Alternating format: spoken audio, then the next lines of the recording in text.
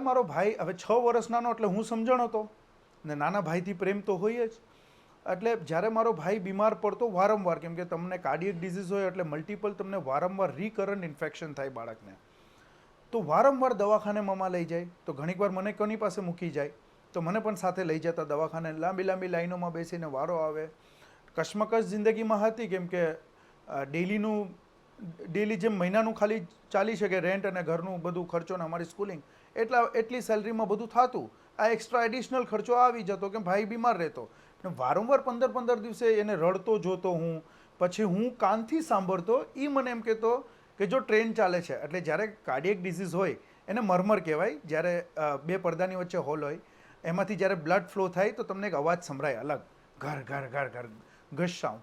તો એ હું સાંભળતો કાન રાખીને, એટલું મને સંભળાતું તો કે જો મારી ટ્રેન ચાલે છે એવું રમતો. ને ત્યારે હું જોતો ને ત્યારે પછી